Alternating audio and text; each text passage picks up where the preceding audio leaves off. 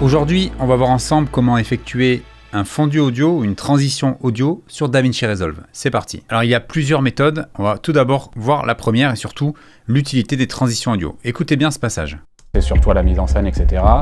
Marie-Noël qui s'occupait de tout ce qui était le son. Et moi je m'occupais de l'image en gros. Descends encore un peu là. Comme vous avez pu le constater, la musique coupe brutalement. Il faut surtout éviter ça quand vous faites vos montages vidéo. Il faut toujours terminer ou transitionner les musiques en douceur. Donc ça va être un bon exemple de transition audio. La première technique, elle consiste à venir tirer le petit curseur ici de cette manière, vous voyez, pour faire un fondu. Donc là, je fais un fondu de un peu plus de 5 secondes. Et je peux également venir ici, avec les 4 petites flèches, courber un petit peu la transition pour qu'elle se fasse encore plus en douceur. Donc là, maintenant, écoutez la différence. À la réalisation, on le laissait surtout à la mise en scène, etc. Marie-Noël qui s'occupait de tout ce qui était le son. Et moi, je m'occupais de l'image en gros. Comme vous pouvez le voir, c'est le jour à la nuit, c'est beaucoup mieux. Donc voilà une technique pour faire une transition audio. Je vous montre de suite la deuxième. La deuxième technique, c'est d'aller appliquer dans les effets transition audio le fondu enchaîné. Vous le mettez comme ça, en bout de piste. Et vous pouvez tirer comme ceci le fondu. Hop, si j'écoute. À la réalisation, on le laissait surtout à la mise en scène, etc. Marie-Noël qui s'occupait de tout ce qui était le son. Et moi, je m'occupais de l'image en gros.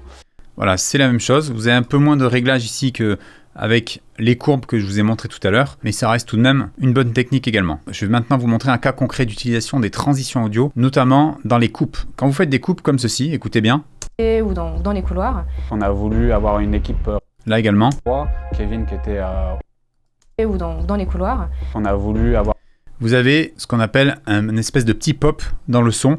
Donc c'est un son qui n'est pas très agréable à l'écoute. Et pour lisser tout ça, en général, on met des petites transitions audio de 2 à 4 images. Pour faire ça, vous pouvez sélectionner la partie concernée. Vous faites commande MHD ou contrôle MHD. Ça vous met le fondu automatiquement. Et là, vous pouvez l'ajuster. Et vous voyez, moi, je fais par exemple un petit fondu de 5 images.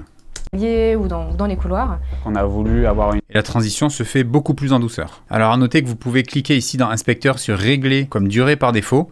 Et maintenant, vous voyez, si je veux refaire la même chose ici, je fais commande MHD ou contrôle MHD. Et ça m'a appliqué ma petite transition avec les 5 images. Vous voyez, si je clique ici, j'ai bien 5 images pour faire ma coupe audio. Donc ça, c'est très pratique quand vous avez un montage avec beaucoup de cuts. Vous sélectionnez tous vos clips, vous faites commande MHD ou contrôle MHD. Ça vous permet de gagner un temps considérable dans le mix audio. Vous savez maintenant créer un fondu audio sur DaVinci Resolve. J'espère que ce tuto vous a plu. On se retrouve très bientôt pour un prochain tuto.